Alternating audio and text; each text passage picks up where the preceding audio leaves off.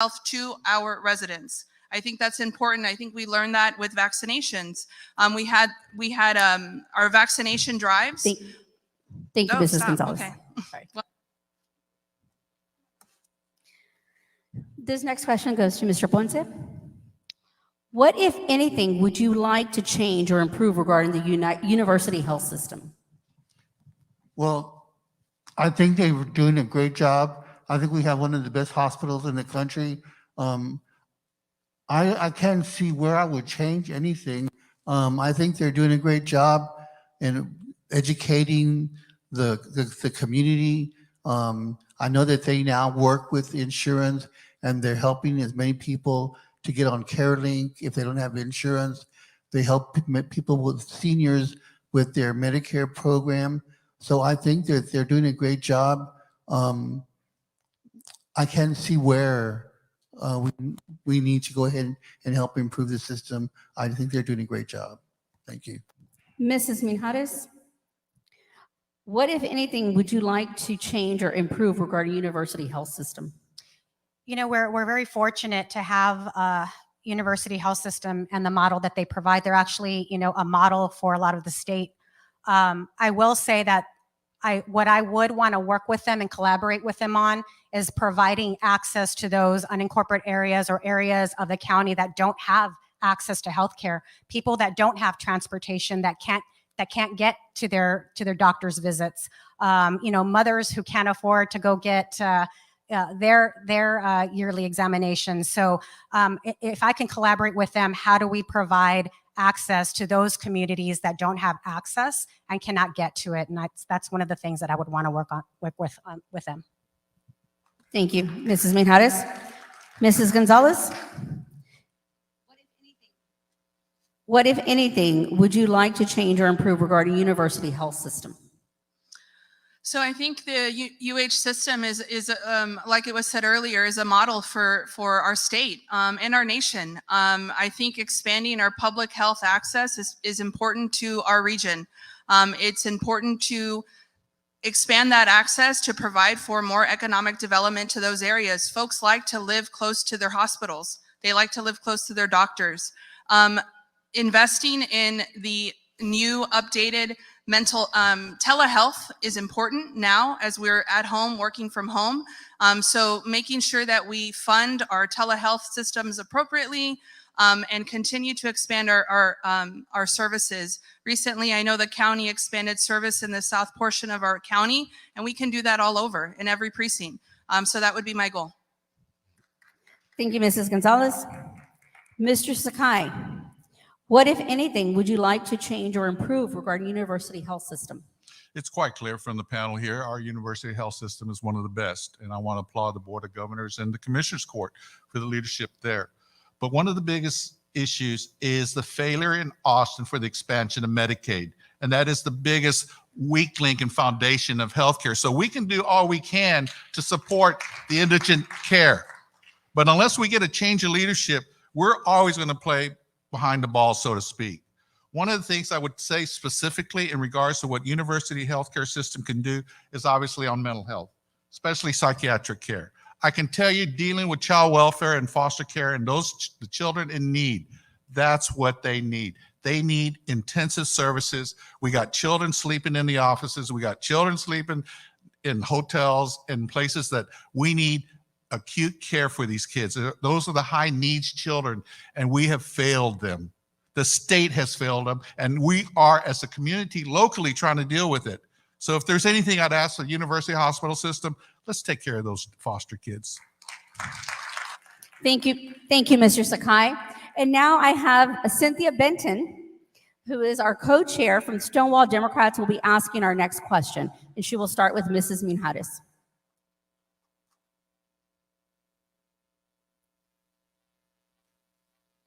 Hello, everybody. Okay, so in 2020, an extensive survey of the LGBTQ plus community was conducted by Strengthening Colors of Pride, who are a team of researchers and advocates from the Pride Center and Trinity University. Will you commit to reviewing the findings in their extensive report that has or will be forwarded to you.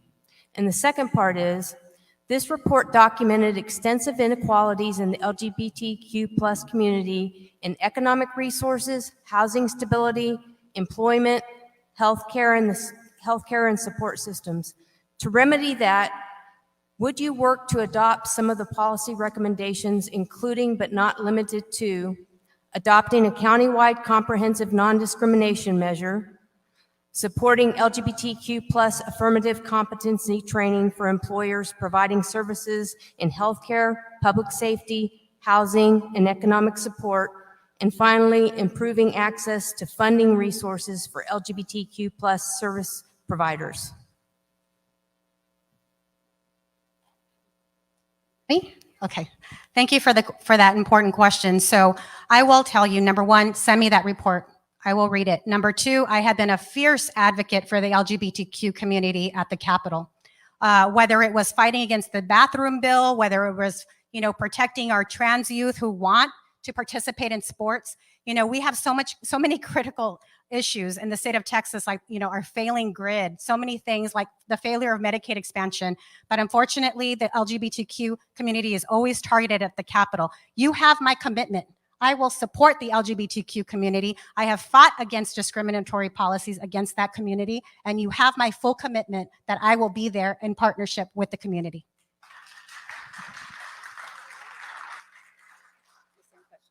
Okay, the same question. In 2020, an extensive survey of the LGBTQ+ community was conducted by Strengthening Colors of Pride, who are a team of researchers and advocates from the Pride Center and Trinity University. Will you commit to reviewing the findings in their extensive report that has or will be forwarded to you? And the second part is, this report documented extensive inequalities in the LGBTQ+ community in economic resources, housing stability, employment, healthcare, and support systems.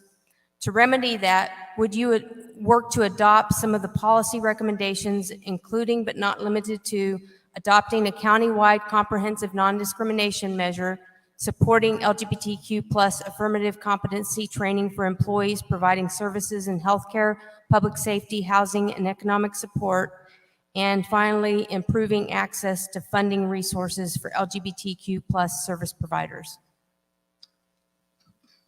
So my short answer is yes. There's a lot of questions. But yes, I'm actually, when I worked in the mayor's office, I helped manage the mayor's LGBTQ commission and the Strengthening Colors of Pride report that was done. We're very fortunate to have universities like Trinity and nonprofits like Pride Center who work every single day for our LGBTQ community. And they don't stop. They go day and night and fight for LGBTQ rights at the city level, at the county level, at the state level. And so we're very fortunate to have partners like that in our city. So yes, absolutely committed to reviewing that report, making that a priority, leaning on the commissioners who have led on these issues. We have commissioners on court now that feel the same way about LGBTQ rights. And so making sure that this is something that as a commissioner's court, we prioritize. Thank you. Thank you. Mr. Sakai, would you like me to read it? Sure. Okay. In 2020, an extensive survey of the LGBTQ+ community was conducted by Strengthening Colors of Pride, who are a team of researchers and advocates for the Pride Center and Trinity University. Will you commit to reviewing the findings of their extensive report that has or will be forwarded to you? And the second part is, the report documented extensive inequalities in the LGBTQ+ community in economic resources, housing stability, employment, healthcare, and support systems. To remedy that, would you work to adopt some of the policy recommendations, including but not limited to adopting a countywide comprehensive non-discrimination measure, supporting LGBTQ+ affirmative competency trainings for employees providing services in healthcare, public safety, housing, and economic support, and finally, improving access to funding resources for LGBTQ+ service providers? I too would say yes to all. But let me go back as to what I've been doing for the last 26 years as a district court judge and dealing with these specific issues, dealing with the LGBTQ+ IA community. For the last 26 years, I was willing to hear the gender marker cases, meaning children who wanted to be transgender and change their gender markers, to have name changes. In those 26 years, if you really go back, those were times that some judges would not be willing to hear those cases. I did. I was willing to because it was the rule of law. They had open access to the court. I also embraced in our foster care system same-sex adoption. And the studies, and I understand there's discrimination, there's continue to be issues involving the LGBTQ community, but I will tell you, in regards to same-sex adoptions, I embrace that. And San Antonio has the highest per capita of same-sex adoptions. There's no accidents to that.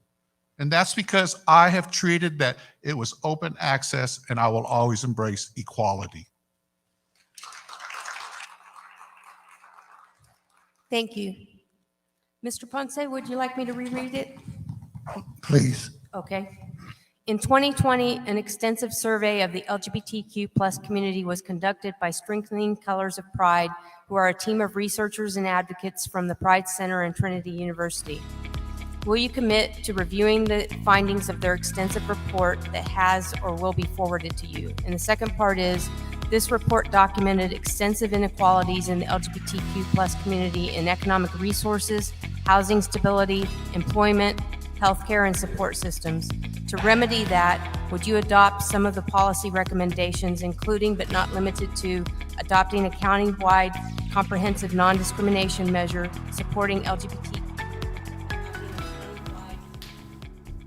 Well, we tried to give you a little bit of extra information. We streamed a little bit of the Democratic Bexar County judge debate being held tonight from 6:30 to 8:30. Thank you for tuning in. I told Saulo towards about 10 minutes into this thing, I said, we have to turn this off because it's killing our viewership. People are logging off. They're not staying on to listen. So not that it's exactly the same crowd that would be watching the podcast, that would be watching the Bexar County Democratic Party debate.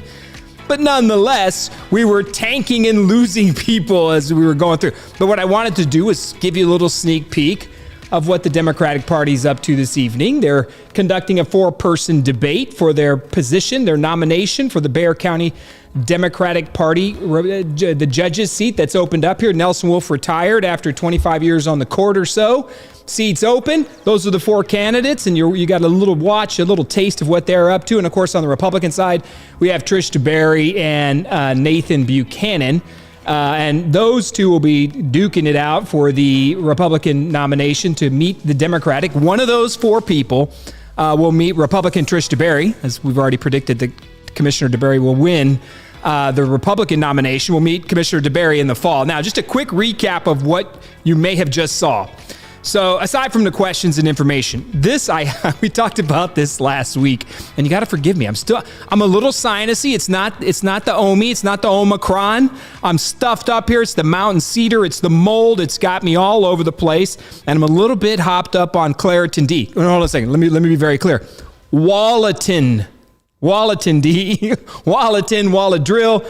I've taken all these whatever drugs to keep the mountain cedar at bay and the sinus infection away. So let me just give you a quick, just before I welcome you everything here, I want to just break down what you just saw. We talked about this last week, and I think what you saw tonight, at least 10 or 15 minutes of the Democratic Party debate, is this simple point, and that's that Republicans have an amazing opportunity to reclaim the Bexar County judge's seat in 2022 going into the November election. We know that with this pretty solid confidence, like a 99.999% certainty, that Trish DeBerry is going to win the Republican nomination. And this, I will tell you, the opportunity to see Trish DeBerry debate any 4 of those candidates makes my heart smile. I tell you right now, what we talked about last week, we kind of predicted the Democrat side and how that would look. We said and we felt like it was the weakest possible field the Democrats could put up for the Bexar County judge's position. Now, look, no offense to Judge Peter Sakai or Ina Minhada, state representative, or Evelise Gonzalez or Mr. Ponce.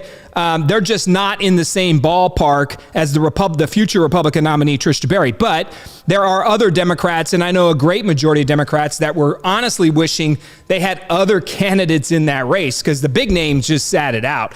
The Jose Menendezes of the world, the Justin Rodriguez, who would have had a clear shot at the seat and would have cleared the field out.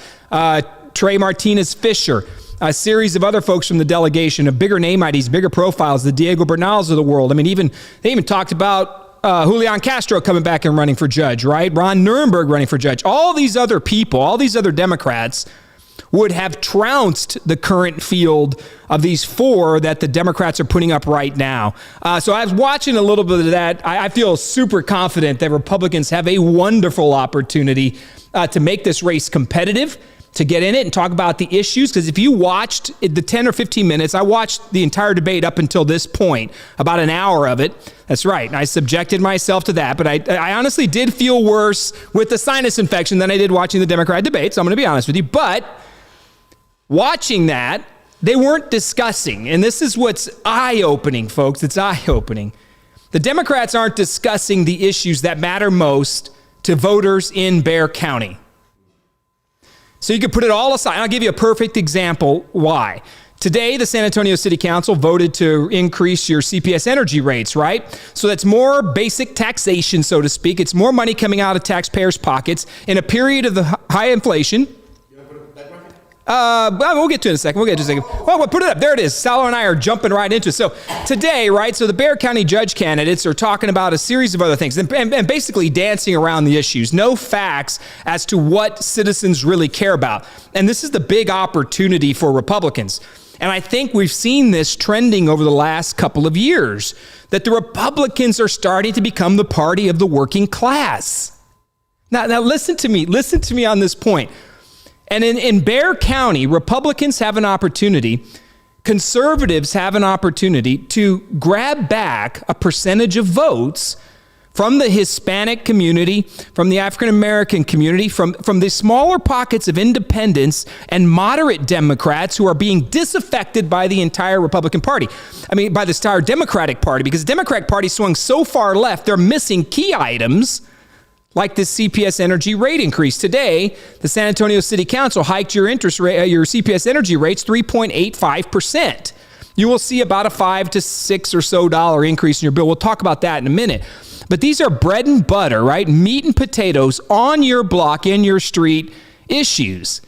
And the Democrats are sitting over here with no answers for anything, right? And it doesn't matter whether it's a county race or it's a city race or a city council or you're running for judge or state rep.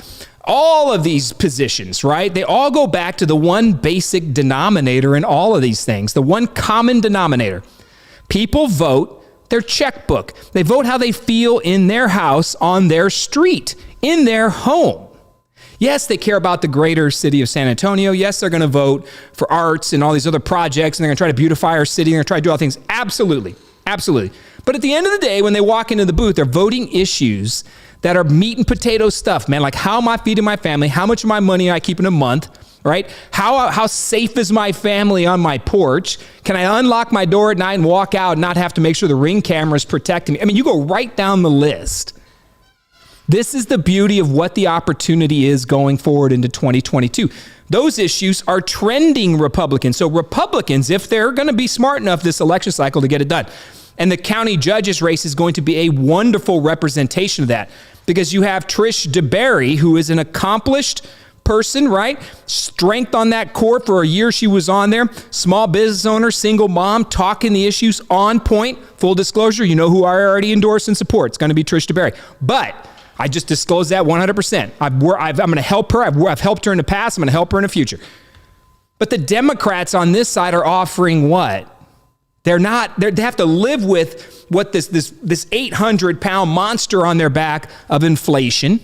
They have to live with crime and issues in our community. They have to live with immigration and border security issues. They're having to live with job and wage inequality. Democrats have been in charge of Bexar County for decades, and nothing has changed. But now Republicans have an opportunity to put up a candidate like Trish DeBerry, and you come in and you have a good conversation. I saw nothing on that stage tonight. Nothing that scares me in the least bit for Republicans in the Bexar County judges race.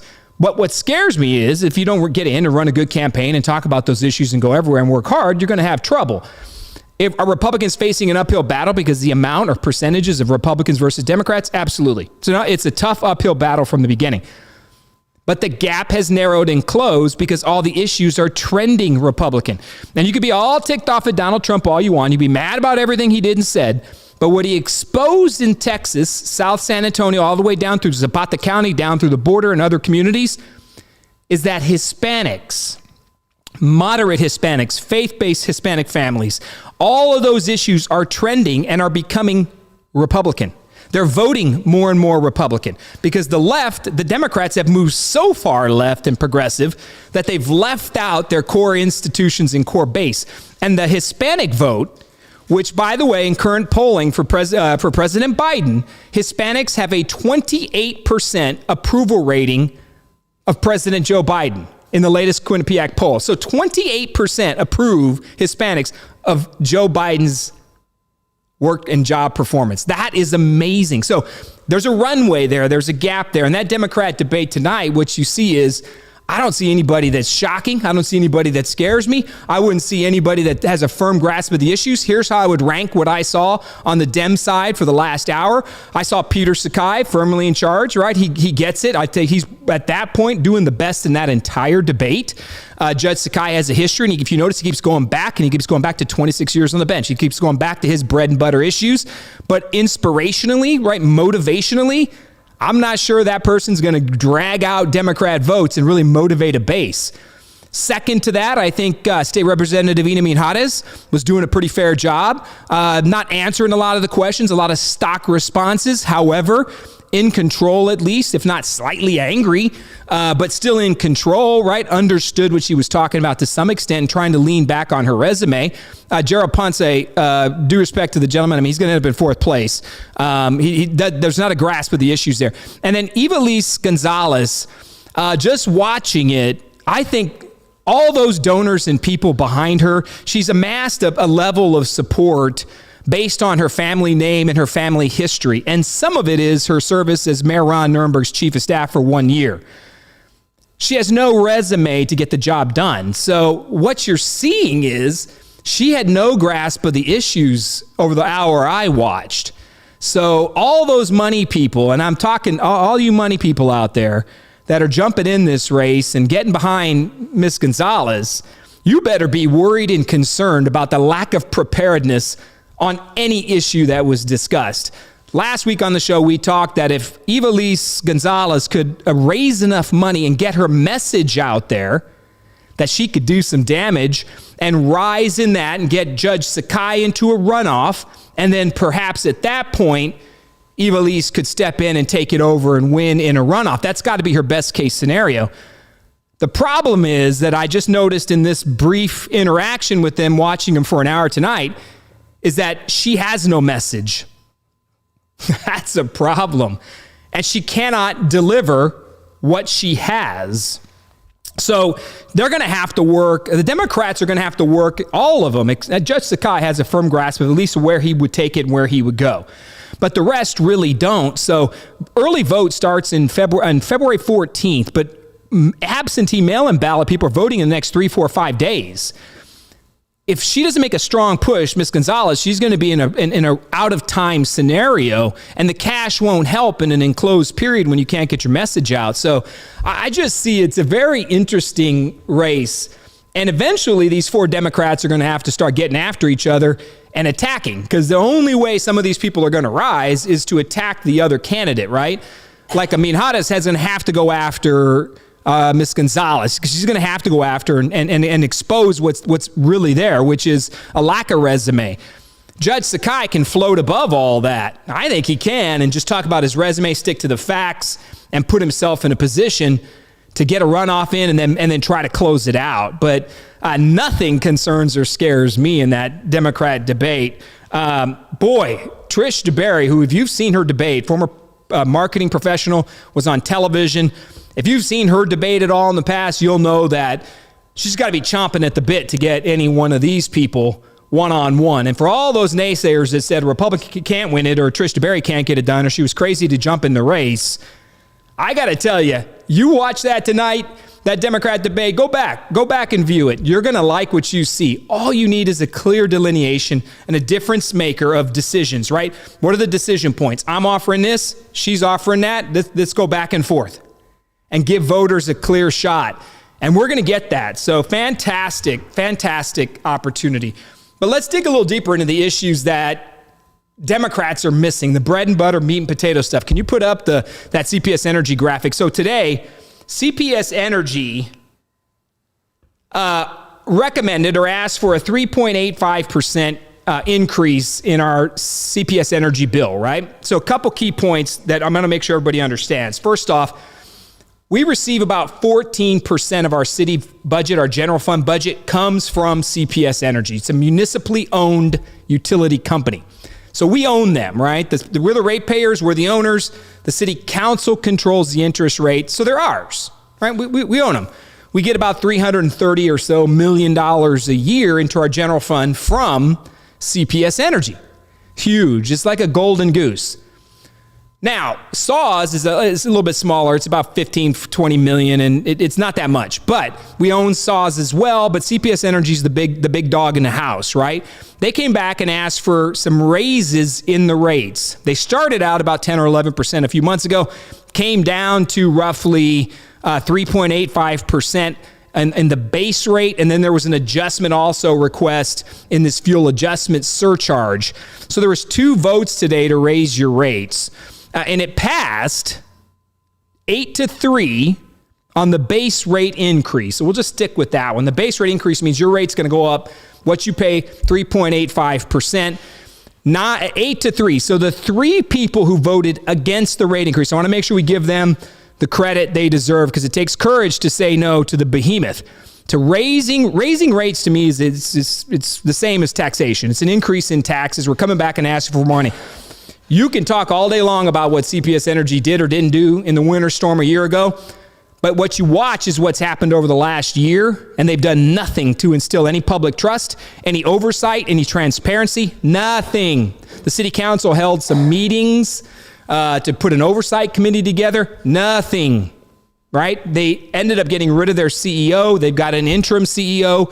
We saw stories about graft and overspending and expense accounts in the tens of thousands of dollars. They don't have a permanent CEO. We don't see the level of transparency. By the way, this is an interesting fact. 33% of all CPS Energy ratepayers live outside the city. So what that means is you have no vote in the CPS Energy boardroom. You have no vote on the city council. So if you live in Helotes, or you live outside in the unincorporated areas, or you're in Castle Hills, or you're in Chavano Park, you are outside the San Antonio city limits. You have no authority. You have no vote, no representation in the halls of CPS Energy that's going to help you on that board of directors or on that San Antonio city council. Because the dirty truth is, CPS Energy doesn't raise your rates. They only recommend.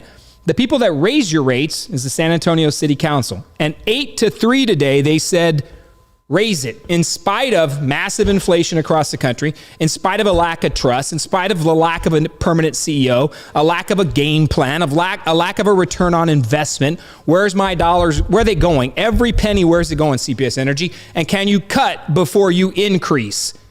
We don't have any of those answers. We don't have any of them.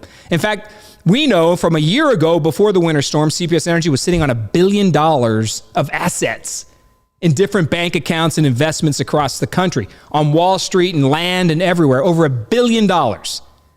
Here's an interesting thing, and I want you to remember this one. Everybody who advocates for or is in favor of a rate increase has no problem affording the rate increase. Everybody who walked down there today and said, well, we need to do this. And if we haven't done it in the last 8 years, well, now's the time. Sometimes we got to take the dirty medicine. It's bitter, but we got to take the pill today. We got to do all these things, right? Never mind the fact that every one of them has no problem affording any rate increase. The people who cannot afford the rate increase do not have a voice in that process. So anybody ever tells you we got to do this because it's right, it's infrastructure, we got to make this happen, it's been 8 years, we haven't done it, I would look at them and think, well, you obviously have no problem affording that. And then that person will tell you, well, it's only $5 a month, $5. And they'll try to shame you into the fact it's only $5. Here's what I would tell them if I were you. All these increases in our cost as citizens, they don't live in a vacuum. It's not only one item that's being increased on you. So you can look singularly at the CPS Energy rate increase and say, well, it's only $5. Well, come on, Greg. Come on, Grandma. Come on, great grandma who lives on Old Highway 90 or on Colorado Street. It's only $5 more. Come on, you can do it. That's all it is. It's only $5. Shame on you for not kicking in more money because this organization can't help themselves, hold themselves accountable, or give you a plan to cut and save money. No. Shame on you for not being able to afford the $5. So everybody who can't afford it, let's do it. Those who can't are throwing their hands up. So when you look at all of these price increases as an aggregate, you look at them all together, then you recognize, well, hold on a second here. It's $5 here. It's my property tax increase over here. It's my garbage fee here. Right? Little things all across the board. It's a park service fee here. It's my gas pump fee here. It's inflation over here. If everything is costing you more, in the total, in the aggregate, you're suffering. So every dollar matters to thousands of people, tens of thousands of people in San Antonio. Yeah, it's $5 a month, but that could be a copay on your grandmother's Medicare deductible. So your $5 that you want to shame people into spending could be the difference between gas money to get me back and forth to work. Well, maybe not in Biden's gas world today, but still $1.5 gallons of gas. So the $5 is hugely important. And I'm sorry it's not that important to the city council members that have no problem paying these costs, that they live in the Dominion or they're living in $1 million home here, or $500,000, whatever. Or the business leaders that live up in their highfalutin house up in the Dominion, right? Wherever they're living. I didn't make it at Champions Ridge, wherever, right? You think they have a care in the world about paying an extra $10? No, that money's the change in their pockets. So 3 council members recognize that much at least. 3. Clayton Perry, Terry Castillo, Jalen McKee Rodriguez. That's it. They voted based not on their own ability to pay or how they view people's ability. They voted on those in their community who have the least. That's who they were thinking of. It was written in their comments. I saw it the way they were talking when I watched it. They voted their conscience, but more importantly, they voted their community. 8 other people didn't. And they're going to sit back with the chambers of commerce that are going to come down, and the chambers of commerce people are going to walk on down there. We got to raise this right now. Yeah, you're all business owners. You're all making good money, decent money. The average income in San Antonio is about $50 grand. All these chamber leaders show up. Richard Pettis from the Greater Chamber, the San Antonio Chamber of Commerce. Oh, we must charge this for the good of the people, said the man with a $300,000 a year salary. It's mind-boggling to me how we have all these progressive activists on the San Antonio City Council, yet not all of them stood up today to say every penny matters to people in this community and quantify who those people are.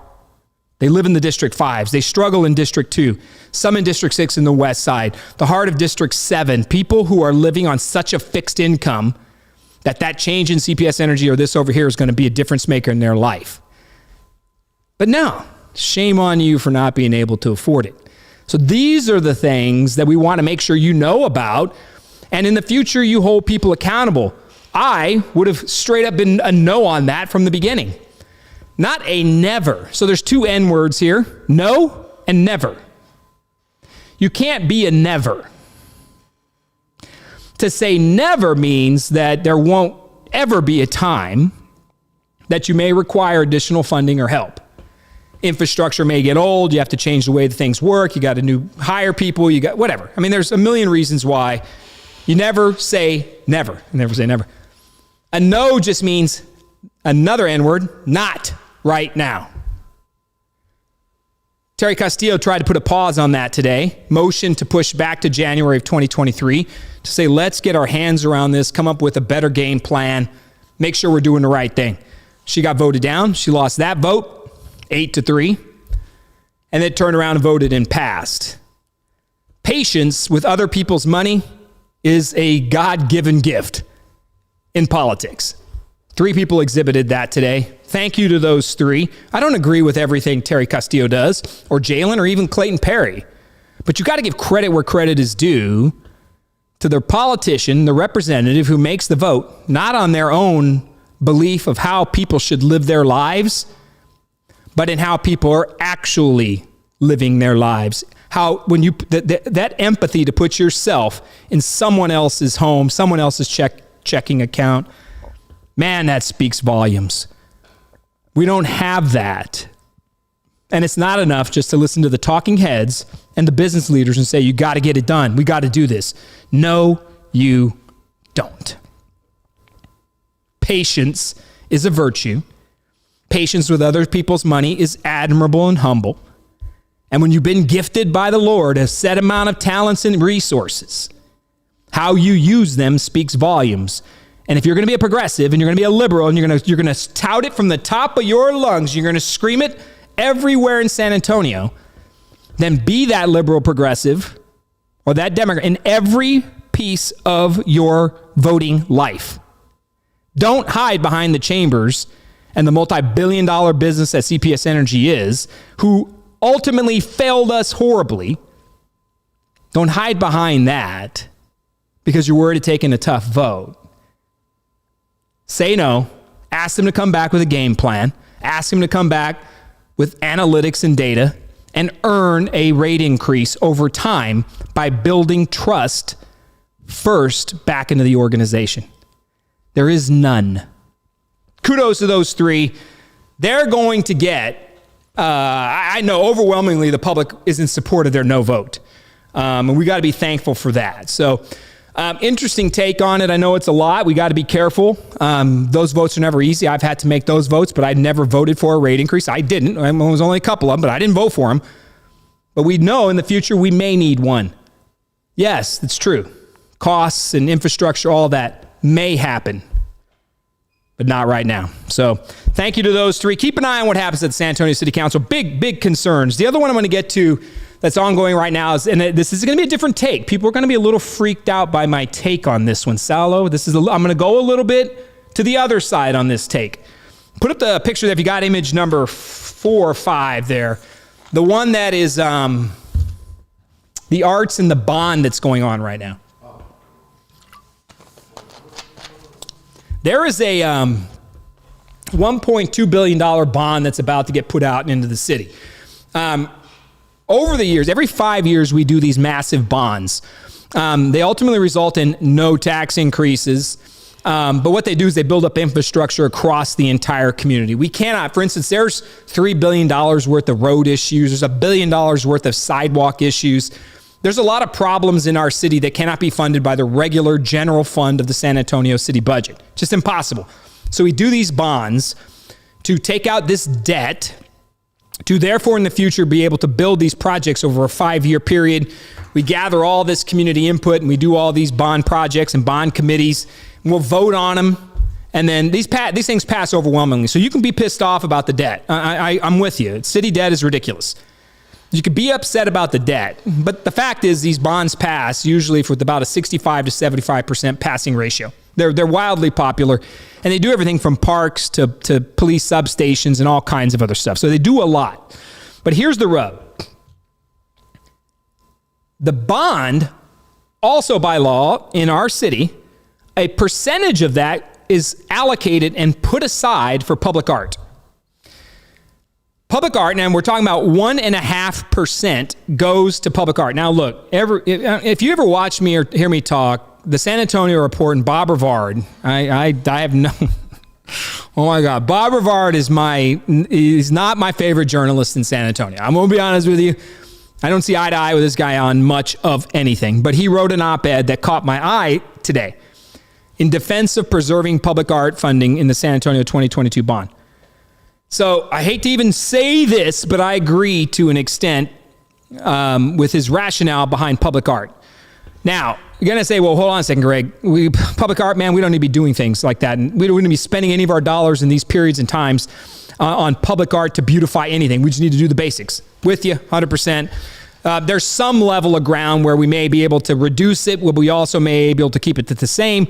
The public committees are making those recommendations, and then the city council will vote on the full bond package that will go before voters in the future. So we do get some input into it, but let me tell you some of that input. Only 702 residents were a part of 10 meetings across the entire city. 572 comments, that's all that was received, for 182 projects and a $1.2 billion bond. 702 residents participated in the process to help. Now, you can't blame all of city council for that. COVID and other things slowed it up. But you also can't blame just your elected official. You have to think a little bit to that. Well, you got to engage on it yourself and offer feedback and input. It's a 50-50 proposition. It's a two-way street. It's not just on the government. The citizen has to show up too and engage. But I'm going to make a pitch on why this matters. I learned a valuable lesson about public art. And I wasn't always on board with it when I got elected because I thought it was a waste of money and time. But what opened my eyes was not so much the funding, right? So if it's a 1% or 1.5%, whatever it ends up ultimately being, know this. It is huge and it is important to live in a community that has beauty, that's clean, that's inviting. Yes, roads, infrastructure, basics all build that up. Absolutely, transportation, parks, all these things.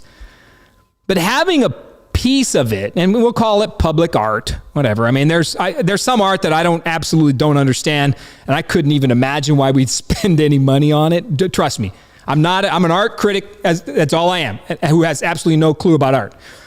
But I can tell you this: to beautify our community, and when I was on city council and I was walking out talking to people cared about clean communities and places of beauty and art and things that represented who our culture and community was. Put the one up that's right out. There's another picture on number 5 right here. So look, I know some people get ticked off by this piece of art. It's over there by Lackland Air Force Base at Military and Highway 90. But I want you to think about that entryway right there. If you've ever been to Lackland Air Force Base, 750 kids graduate there a week. Families from across the world come into that community. Part of that's District 6, part of it District 4. And they drive through that area, and it does not look at all like it's inviting or welcoming. Yes, it's got streets and expanded roads, and it's got infrastructure in place. Absolutely, and drainage, it's all there. But it looks terrible. And it's not welcoming and inviting. And it costs a lot of money to build a level of beauty and inviting, and so that people walk into San Antonio and say, I'm going to spend money here. So art in that community, beautifying that entryway, making sure that whatever infrastructure we put in place there also has representation of our community as a culture. People spend money in that neighborhood. They go there and stay there. So art is an economic generator as well. If it tells the cultural history and story of the area and people spend money because they stay there, that's dollars I'm okay investing. Not every dollar in an infrastructure project immediately equates to economic investment or things like that. Sometimes it's a two-step process. Like, I'll spend it, it's going to look great. Someone's going to stay. Instead of driving to the north side to spend their money, they're going to stay on Highway 90. More businesses are going to come in there. Man, maybe we even get a Chili's, if that's the best we can do. But the art invites. The art tells the story and the culture. And I don't want to go in there spending 10% or 20% on. No, we're not talking about that. We're talking about 1%. But what I do see in Bob Rivard's piece is that if we lose sight of that, think of your own families, people in your own family. This is the other thing that opened my eyes about art. Not every kid in your family is a football player. Not every kid is great at golf. Not everyone is rolling in jujitsu and hands-on and karate. Some of them play guitar. Some of them paint. Some of them write stories. Some of them are musicians. Some of them work with clay. Some of them build something with their hands that tells a story that they couldn't say themselves. That's public art.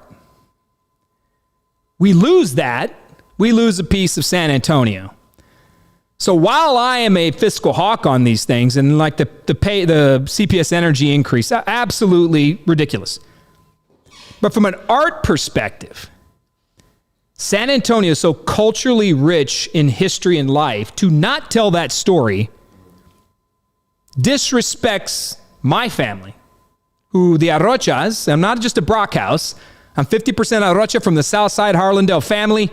From the beginnings of San Antonio, my family's been here, via the Canary Islands. To not tell that story disrespects that culture, and it doesn't invite people to stay and spend money.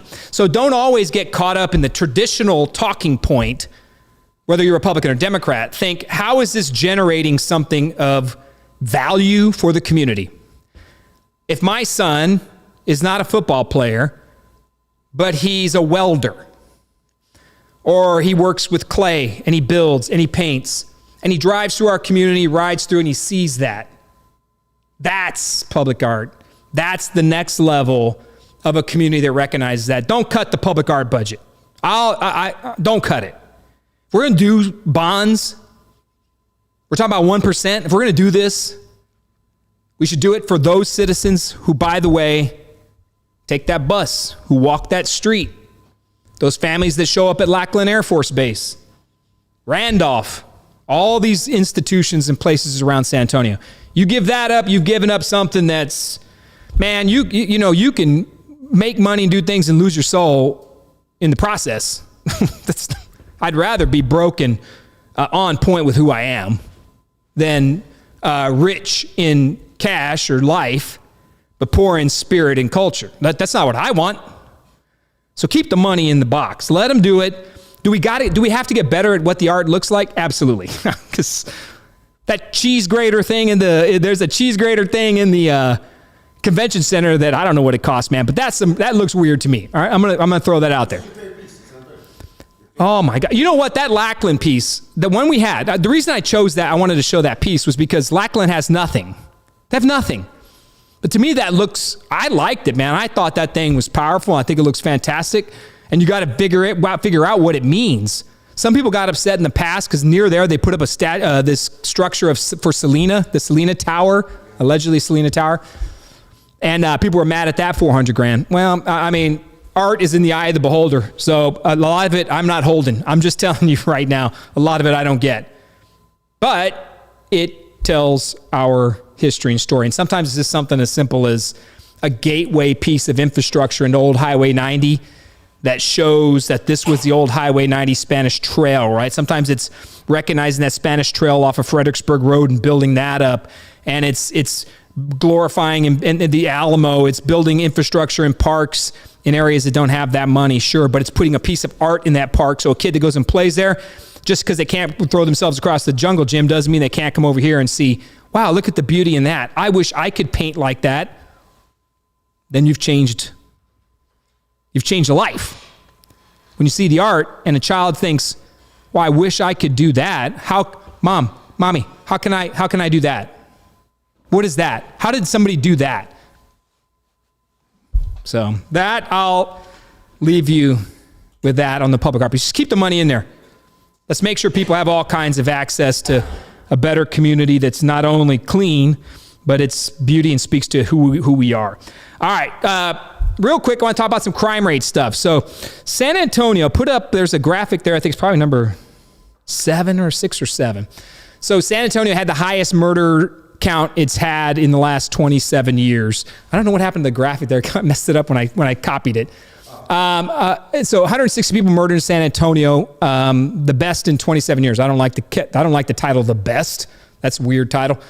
But in this particular story, where it was 160 people, last year. So 27 years is the highest number. Can you go to the next slide? I think it's in there. Right. Ooh, man, this is going to be a little tight one to see here. But these are the violent crime rates per capita.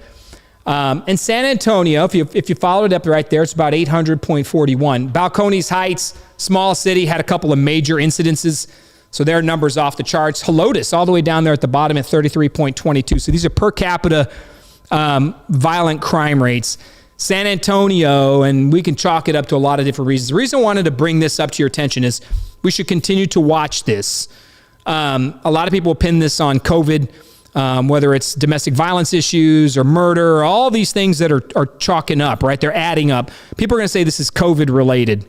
And we all know that COVID is a fallback plan to blame for just about everything our government's ruining right now. But there's a change in what's happening. And it's not just COVID, it's also resources, money, where people are, how they're earning their living, where that cash is coming from. So crime results from a basic need of some human function, sometimes just a bad person doing a bad thing. In any event, this is where we're at, and we just want to watch it.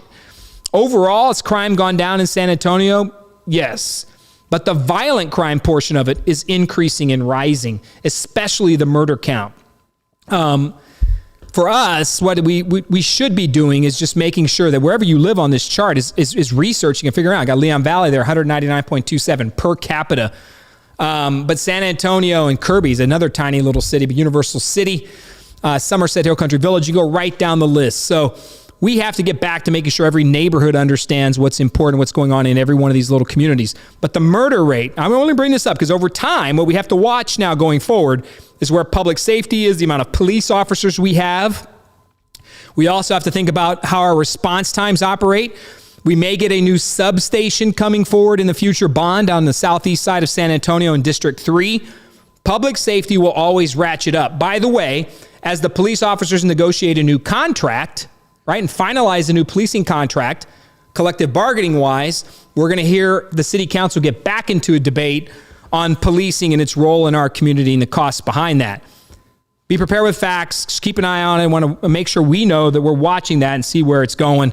It's important as we move forward into the year and as we hold elected officials accountable. Public safety is job one. So think about that. Winter Shelter app, I want to give a prop out to Alex Fleming on Life Restored Church. So we were out delivering tacos the other night to homeless communities across downtown, and it's eye-opening. It makes you feel humble and thankful for what you have, that a warm taco changes or saves somebody's life. But that Winter Shelter app, I think I got a small picture of it, silo number 8. So the Winter Shelter app, this thing goes on your phone, man. This is it right here. I opened this one piece. So Alex Fleming in Life Restored Church came in, and what they did was they created this app, and you can sign up homeless folks, reserve beds, reserve locations, plan for food. You can communicate. This is huge. This app itself with Life Restored Church could be downloaded. You could sign up if you want to partner and volunteer. You want to help out. You want to reserve space. You want to call and find out. You want to contact. You want to see what's happening with the winter shelter.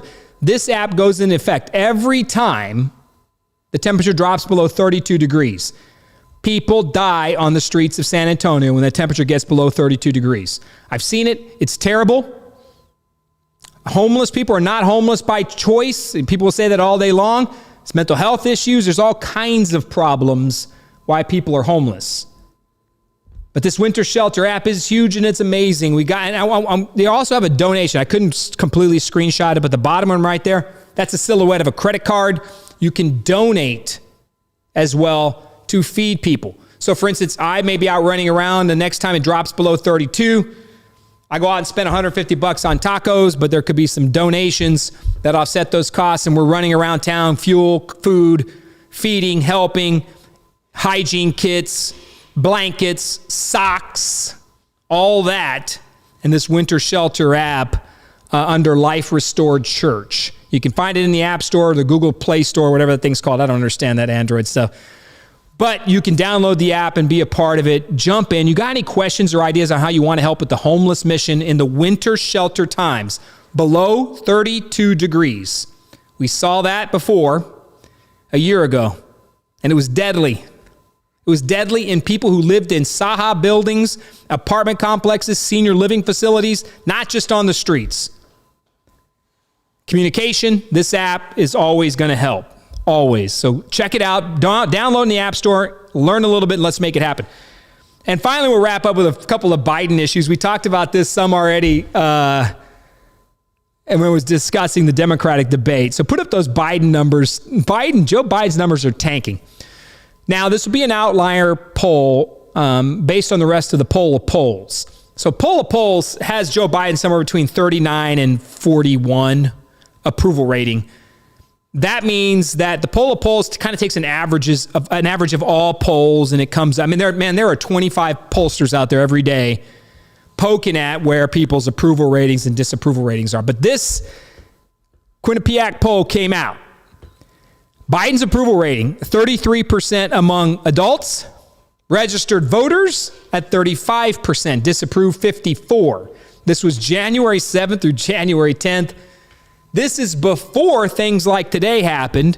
And yesterday, when Joe Biden came out and wanted to kill the filibuster, and Democrat Senator from Arizona, Kristen Sinema, said, yeah, not so fast, not going to happen. Joe Biden keeps choosing losing battles. That number is only going to get worse. He failed on Build Back Better due to Joe Manchin holding out for a different level of spending, not $1.9 or $2.1 trillion. He wanted lower. They couldn't get him. Build Back Better fell through. Not dead forever, but dead for now. And now he wants to kill the filibuster to enact voting rights legislation, and he's in some trouble. He was in Georgia with Kamala Harris the other day, our vice president, and the leading voting rights activist in the country, Stacey Abrams, former Democratic nominee for the gubernatorial seat in Georgia, she did not show up to partner with the president on voting rights legislation and removal of the filibuster. That tells you Joe Biden's in trouble with the activist arm of his own party. Never mind the fact he can't keep AOC and the squad together, can't keep people where they need to be if he doesn't deliver on what they want. He's sold out to a portion of the party, and now here comes the reality of governing. Sold out to get the job, now he's got to get things done. This poll is a result of things like Afghanistan. It's a result of things failing like Build Back Better. It's his own people disapproving of his work. It's Republicans and Democrats. It's people not showing up to support Joe Biden. So all that translates into what a crazy year 2022 is going to be. If he can't get it done in time, he's going to lose the House of Representatives. We could very well see Speaker McCarthy or someone else. Who knows? We could see Majority Leader Mitch McConnell back. He will get nothing done in 2 years after that, most definitively. And then we'll see other rules and laws that may change this dynamic going into the summer. So, for instance, we're going to see a ruling on Texas's abortion law, on Mississippi's abortion law. All these other things on Roe v. Wade are going to pop up that may help the president in somehow, way, or form, or shape, or another rally his troops. But this is a terrible number for Joe Biden. Whether or not it's accurate or not, this is the news of the day. It was everywhere on Twitter. That is a terrible narrative when you have to say, well, hey, hold on a second, it's really 41. You're sitting there arguing, well, man, it's not 35. It's really 41. So when you're arguing that a crappy number is better than your horrible number, I smell, but not that bad. I smell, but I'm not that bad, man. Exactly. Sal's exactly right. That is not a good discussion point. So pay attention to this. Does it bleed down into Texas? I think it does. Does it cause problems for Beto O'Rourke? Yeah, it does. Does it give Greg Abbott a boost? Absolutely. Does it get into Bexar County? I don't know. That's getting a little bit of a stretch. But if voters aren't motivated, they do not show up. If they're not energized, they do not show up. And that's where it helps. It doesn't change votes from Democrat to Republican. What it does is keep Democrats home.